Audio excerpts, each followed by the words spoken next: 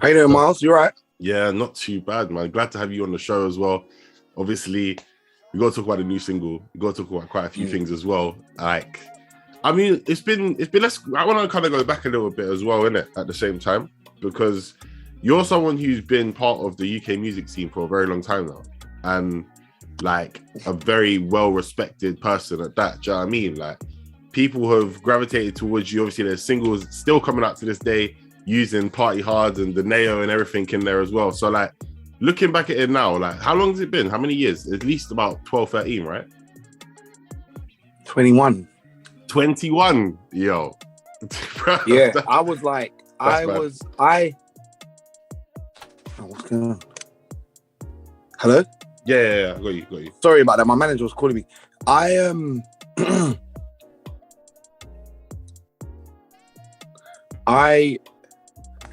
You see how the scene is now? Yeah. The first inception of that I was a part of. So there was like a group of us after Garage that was creating like a scene. Yeah. And I would say it was so powerful that Radio 1 had to create one extra because of what we were doing. And then I was like the first artist to look out. You know, you got the first artist to watch. Yeah. Blah, blah. Yeah. Yeah, the first year I was the first artist to watch. That's mad. Yeah, so like to be alive, to see this thing get birthed, and now it's a young adult, it's quite surreal. Yeah, man. Like that's the thing. You've seen the whole like evolution. You've seen the rocky period. You've seen a period in time where like things have kind of taken a bit of a lull. Then you've seen when you're probably working like mad hard and there weren't that much money in it. And now people are just doing a whole madness with it and you can get so much money. And obviously for you, as someone who's birthed it, you're not even thinking about like how lucrative it could be. You're thinking about like, rah, like this has grown so much that it's like, yeah, like that's nuts, you know? Yeah, I mean, for me, it's because I've always been able to make money. Money's never really been a big thing for me. Yeah.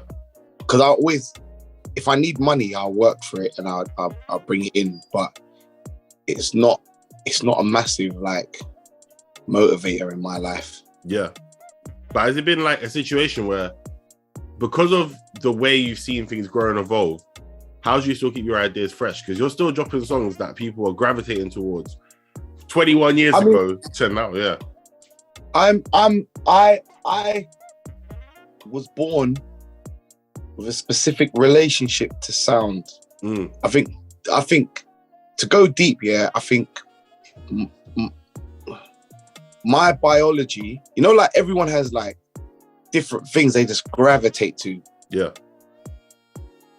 Mute sound was mine, but it was there. I don't know what it was put in my brain, but there's soon as I heard hip hop for the first time, I was obsessed.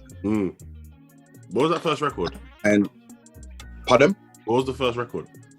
It was like a Cool Mo D or KRS-One record, one of the two. So we're talking early 90s, late 80s at this point. Yeah. Yeah. And I think another reason why I've been able to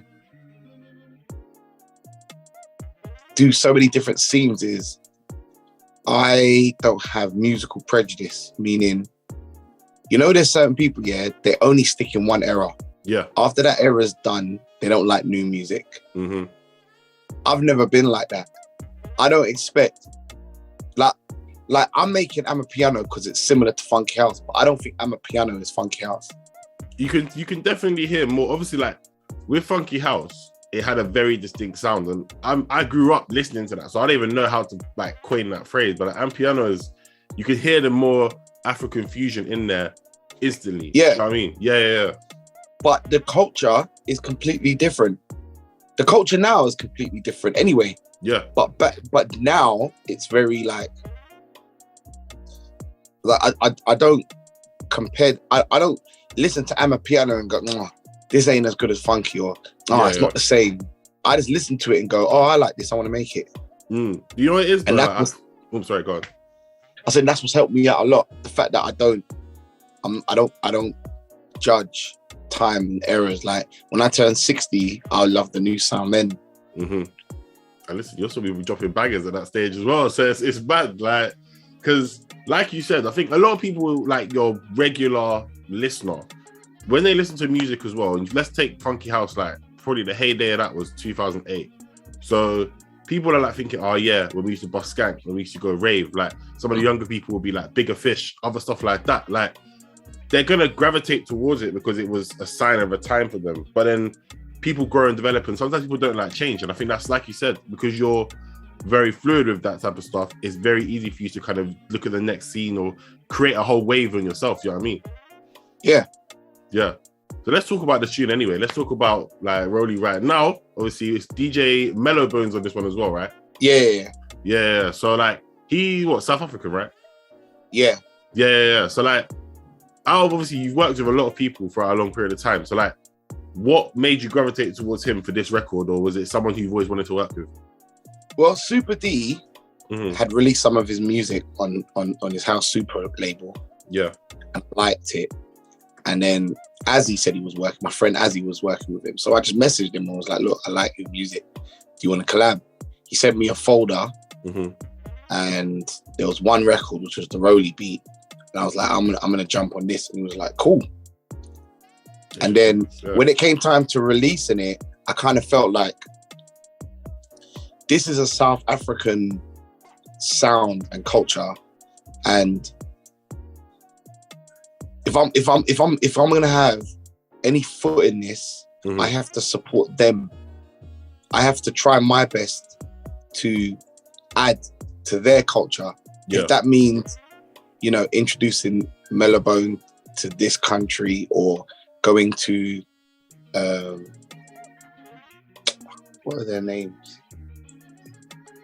I think it's Mastermind DJs. Going to their like house party, and just being in the videos and stuff, and just giving like trying to just do my bit to add what's going on. And that's why I felt it was important to say, like, featuring DJ Mellowbone. I think it's important. He's a young man from South Africa. Do you know what I mean? Trying to find his foot in the door. So hopefully I can help. Yeah, man. I mean, the thing is, it's a situation where, like you said, when you're going into different environments, which, like, people in South Africa in general, I'm sure quite a few know you anyway, because your music has gone across the world. But, like, for some of the younger ones who might be looked in, like, you showing that, like, yo, look, I'm giving back and stuff like that, there's not going to be people that are going to come through and try to say, oh, look at this imposter and stuff like that. Because, sometimes you get people that, like, they're quick.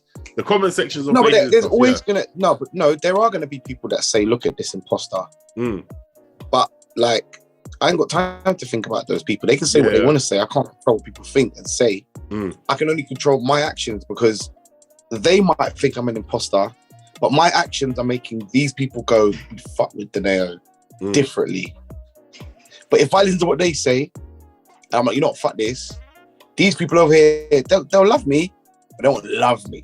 So it's kind of like, you can't just completely dismiss the fact that you're going to get negative energy. Then you won't know how to deal with it if you completely dismiss it. Because again, as well, sometimes as well, because I've had some negative energy from over the pond, but I also understand they might feel like I'm stepping on their toes because I'm Donae'O and I've got this opportunity because I'm in London and like some of the concern, I can alleviate it, and I can understand, like, this is you lot's thing. This is your way to get out of the hood. I don't want to be in the way of that. I want to help with that. So again, like, you shouldn't dismiss negative energy, because it may not be coming from a place of malice. It might be coming from a place of fear, or you don't know that you're throwing your weight around. Sometimes you might be a good person, but you're a powerful person, and you don't realize you're throwing your weight around. Because you're just trying to be helpful, but you haven't asked everyone what they want and stuff like that. True. So again, it's like, you can't dismiss the negative comments, you have to dig deep into some of them, and some of them can probably be fixed. I hear that. You know, shall I tell you why? I agree with what you're saying anyway. The best example I can give is when, I don't know if you saw it a couple of years ago, like Samuel L. Jackson was getting mad on English actors going to America and doing bits. Yeah. And it's the same thing. I get it, but I just feel like you said, because again, because with that situation,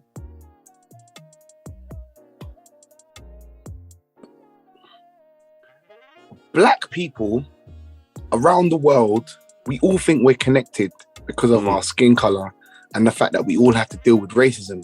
And we are all connected. But what we fail to understand is that the African black experience is different to the West Indian black experience. Yeah. Which is different to the American black experience, which is different to the European black experience. We all go through racism, but it's not the same. Yeah. Like the level of discrimination like Americans have to get, and then some British guy just walks through, the police don't harass you as soon as you open your mouth. You get what I'm saying? Like I feel shook from the police of America, but I also I know to talk straight away because I was told by my African friends in America, just open your mouth. Once they see that you're British, they don't want problems with the British embassy. But our brothers and sisters in America don't have that protection. Yeah. So the pain that they is, or even when black women are upset about something, sometimes, one, as men, black men, we should take the licks and sometimes just shut up and listen, because that pain, it comes from somewhere. Yeah. To just dismiss it. No, sometimes whether they're right or wrong, the pain is coming from somewhere. Yeah. And we shouldn't publicly shit on black women. No, I hate it when I see all that. Because in my head, I'm like, are you not like you're a black man. This woman might not be all the way right, but her pain is valid. Yeah. Because she's gone through certain experiences and da-da-da-da-da. And that, again, you can't negate, you can't dismiss negative energy. But like, the thing is, I'm just going to say this in general now, I'm playing devil's advocate as well. If you're still hearing the same narratives over a long period of time, say 30, 40 years, right? Say 20, 30. Like, how do we help get the other side to understand and say, look, I will understand your pain, but there's also other alternatives as well? Because that's a thing that happens all the time, isn't it? Well, you do what you first said. I understand your pain, and then say, but can you explain it to me? Yeah. Those little words will open up a book, and then actually listen.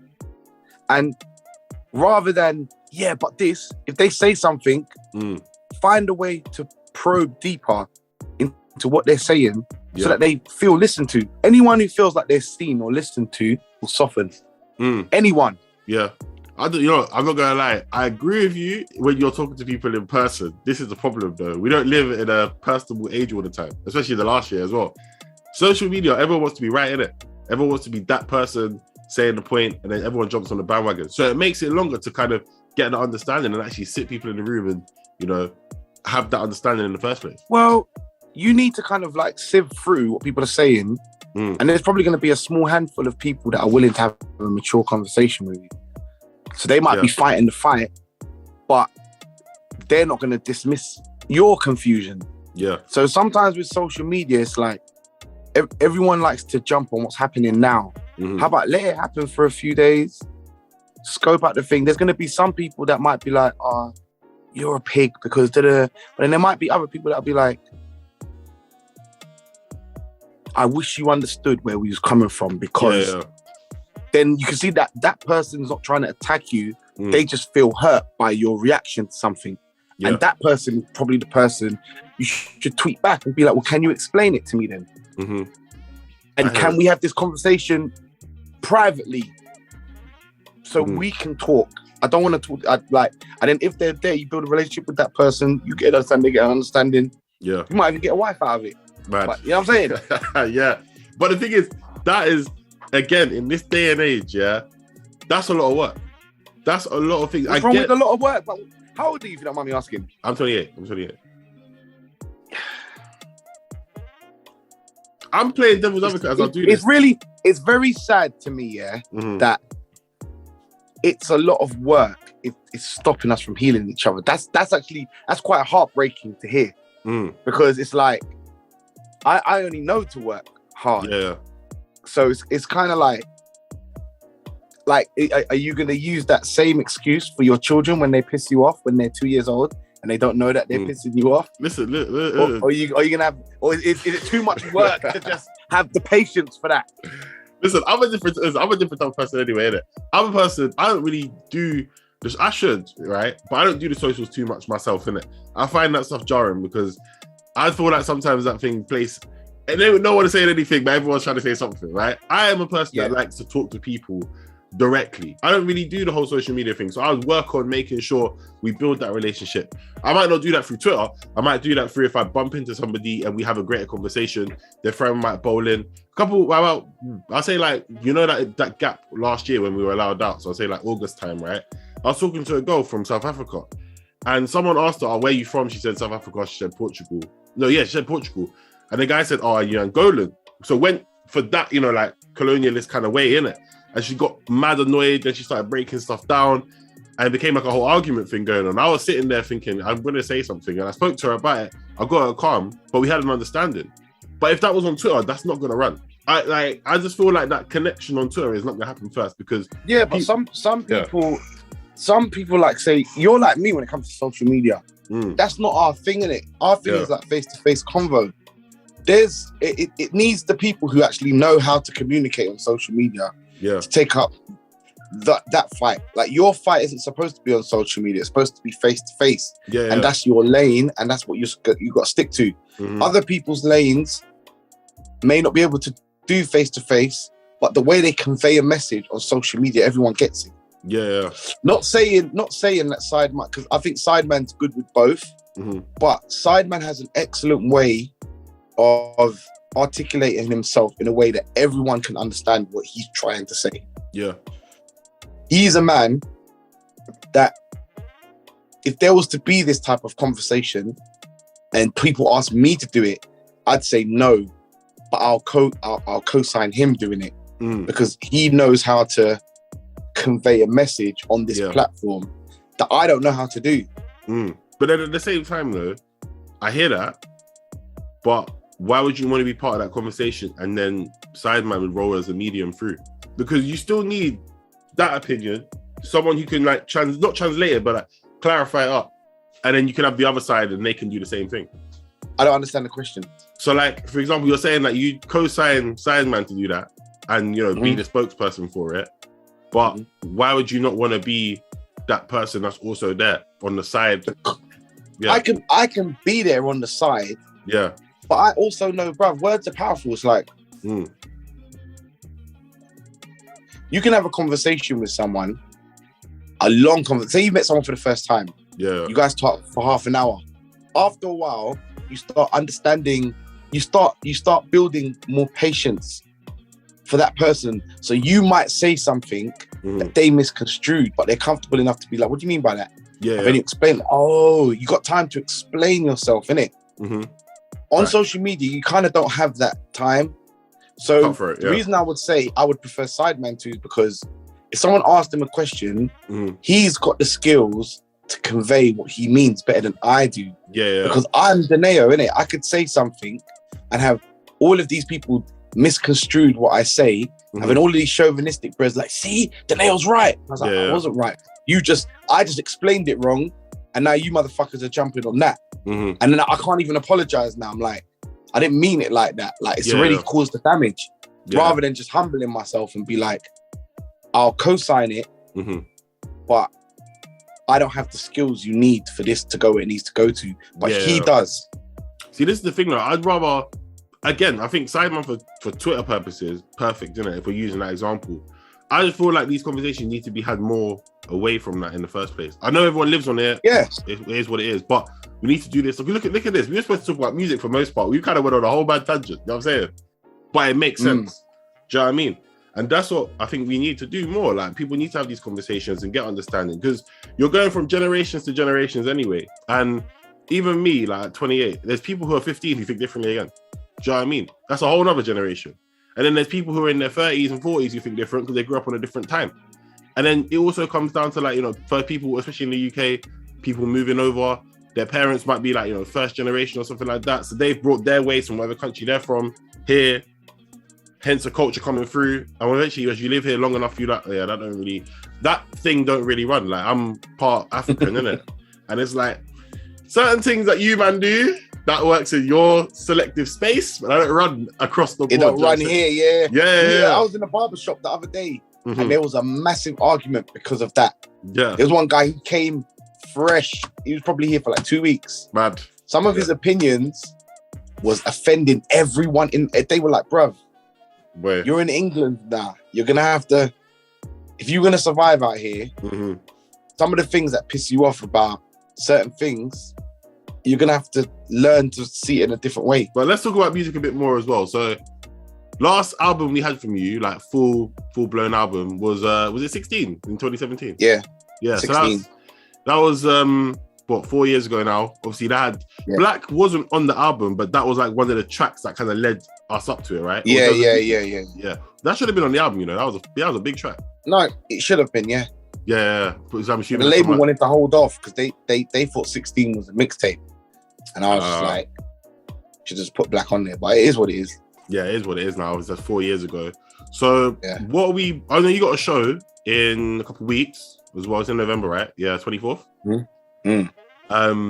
And what are we building up to? Are we getting something like before that? Something after it? What are we doing for that show, and what are we doing for the rest of the year as well? That show is more about me bringing my audience in one place. Okay. And then next year, my whole bag is about introducing new artists. Okay. To the culture. Yeah. Artists that I think I rate and I think should be heard. But for whatever reasons, they're not getting heard.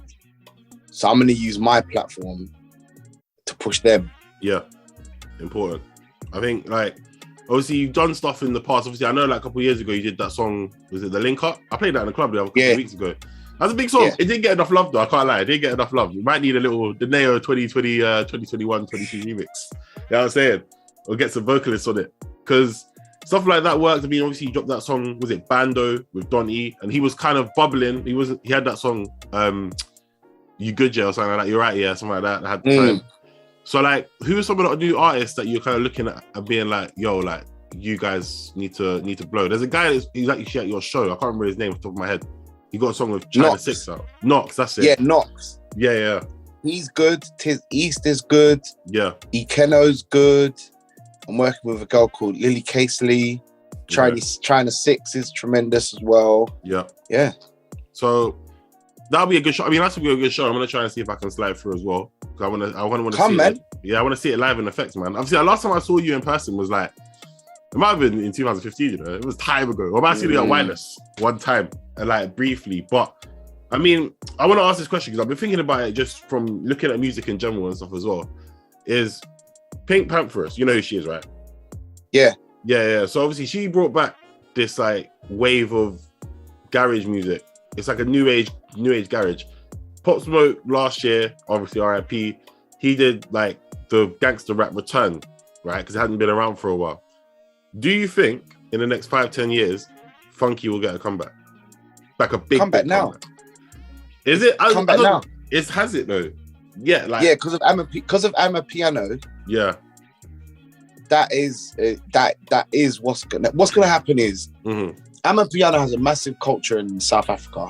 Yeah, it's come over here. The producers are gonna take the sound, but they're in a different environment, so the sound's gonna morph into something else. Okay. And then that sound will be the new version of Funky House. Okay, mad. So you think it's gonna be more fused with Afrobeats this time? Yeah. Even more so. I mean, is that going to make it stand out enough to be considered the return of Funky House, though? Or are we just not calling it that? I don't think we should see it as a return of Funky House. It's just, it should be seen for what, like, Funky House made sense to us. Yeah. When we were young, this new scene I'm talking about needs to make sense to us now. Yeah. It shouldn't be seen as that. We can see them as cousins, but it should be treated differently. Yeah. No, I hear it. Because you know what it is? The reason why I'm asking that is because we know in the music scene in general across here, people love to put things in boxes. And eventually they're going to run out of things to say, because when it comes to Amapiano, it's going to be like, okay, cool, we're going to have to do some education on that in the first place. Do you know what I mean? But then obviously if you're coming through and you're dropping stuff and you're getting people to know already, you can bring that, you can be the guy that brings that through as well. So that's important. Do you know what I mean? Like we said 5 minutes ago, it's understanding with things, man. It's literally just making sure that, you know, people know where something's come from, why it's come, and how we can develop it. But apart from obviously you bringing people through and like new artists and stuff, who else have you been working with over the last like couple months, couple years now? Really, just those people I mentioned, just and them, a couple of musicians. Yeah, and a few musicians. I'm looking forward to seeing the development. You know what I mean? I'm looking forward to seeing what will happen in the next couple of years with you as well. This new album that will come out next year. Obviously, the show's going to be amazing. I already know that. I can say that for certain. You know what I'm saying? So, yeah, what do you want to say to people out there listening to this right now and just like looking forward to come to my concert? Come to your concert? Just come to my concert. That's going to be the start of everything. Yeah. Boy, I'm looking forward to seeing other stuff on the way. But, bro, I appreciate you chatting to me today, man. No, all good, man.